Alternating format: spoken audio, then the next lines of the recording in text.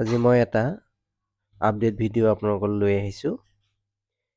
এইকেইটা পুলি মই প্ৰথম ৰুইছিলোঁ আৰু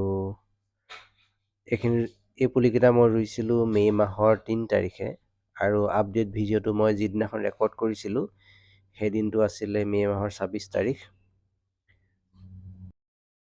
আৰু এই 23 দিনত গছকেইজোপাৰ কি উন্নতি হ'ল বা কি নহ'ল মই তাকে দেখাব বিচাৰিছোঁ আপোনালোকক। প্ৰতিটো গছৰ পুলিৰ পৰাই কিছুমান নতুন নতুন পোখা ওলাইছে। এই প্ৰথমটোত 2টা পোখা ওলাইছিলে আৰু এইটো পুলিটো এটা সৰুকৈ পোখা ওলাইছে যিটো একদম সৰু হৈ আছে আৰু প্ৰতিজোপা গছেই যথেষ্ট সুস্থ আৰু সতেজ হৈ আছে, কোনো ধৰণৰ সমস্যা হোৱা নাই। আৰু এই পুলিটো একেবাৰে পোখাটো একদম সৰু হৈ আছিলে, এতিয়া যথেষ্ট ডাঙৰ হ'ল আৰু এজোপা দেখিছে ইয়াৰো নতুনকৈ পোখাটো ডাঙৰ হৈ আহিছে। ইয়াতো এটা নতুনকৈ পোখা ওলাইছে, লগতে তাৰ তললৈ আকৌ এটা সৰুকৈ পোখা ওলাইছে। এইজোপাত 2টা পোখা ওলাইছে বুলি ক'ব পাৰি আৰু বাকী যিবিলাক পাত নাইকিয়াকৈ ডাল আহিছিলে সেইবিলাকো সুস্থ আৰু সতেজ হৈ আছে। এইজোপাৰ যিটো পোখা আছিলে সেইটো একেবাৰে সৰু আছিলে, এইটো ডাঙৰ হৈ গ'ল। এনেধৰণে মোৰ প্ৰতিজোপা গছেই পোখা মেলিছে, লগতে শিপা নতুন নতুন শিপাও ওলাইছে।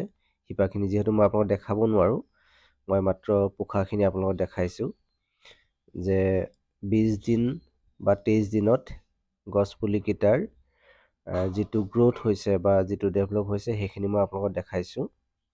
কাৰণ সকলোতে আপডেট ভিডিঅ' দিয়াৰ প্ৰয়োজন আছে বুলি মই ভাবোঁ, কাৰণ বহুতক মই দেখা পাওঁ যে পুলিটো ৰোৱা দেখায় কিন্তু তাৰ পিছৰ পৰ্যায়ত কি হ'ল সেইটো নেদেখায়। গতিকে আমিও অলপ কনফিউজ হৈ যাওঁ যে পদ্ধতিটো শুদ্ধই নে ভুল আছে।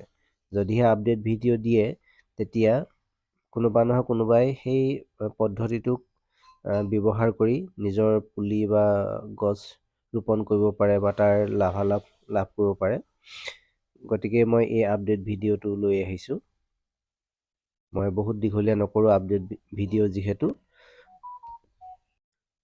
আৰু এই 20 দিনত মই প্ৰায় 5 দিন 6 দিনৰ মূৰে মূৰে এণ্টিফাংগাছ ব্যৱহাৰ কৰি আছোঁ,